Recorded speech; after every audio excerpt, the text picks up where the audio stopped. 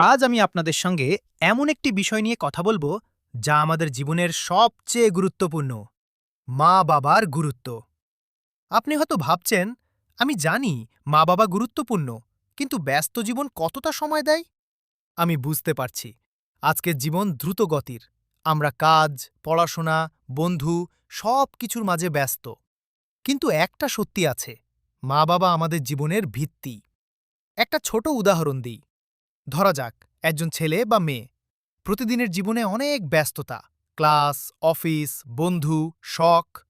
কিন্তু যখন তিনি অসুস্থ বা সমস্যার মুখোমুখি হন, তিনি বুঝতে পারেন মা বাবার ভালোবাসা আর ত্যাগের তুলনা কিছু নেই। আরেকটা উদাহরণ, বিখ্যাত কবি কালিল জিব্রান বলেছেন, "your children are not your children, they are the sons and daughters of life's longing for itself." অর্থাৎ আমরা তাদের জন্য দায়িত্বশীল, ভালোবাসা ও শিক্ষার উৎস।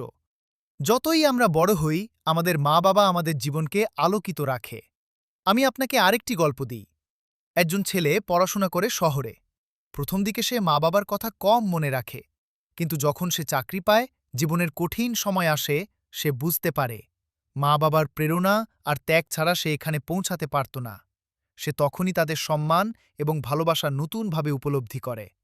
সুতরাং আমি আপনাকে ছোট টিপস দিই। ১. প্রতিদিন সময় দিন মা-বাবার সঙ্গে কথা বলার। ২. তাদের ছোট ছোট ত্যাগকে লক্ষ্য করুন এবং কৃতজ্ঞতা জানান। ৩. জীবনের ছোট জয়গুলো তাদের সঙ্গে ভাগ করুন। ৪. যত সময় পারেন তাদের পাশে থাকুন। মনে রাখুন, মা-বাবার সম্মান ও ভালোবাসা আমাদের জীবনের সবচেয়ে বড় শক্তি। যে মানুষ তার মা-বাবার সম্মান জানে, সে সমাজেও সম্মান পায়। আজ থেকে নিজেকে বলুন, আমি আমার মা-বাবার ত্যাগ ও ভালোবাসাকে মনে রাখব।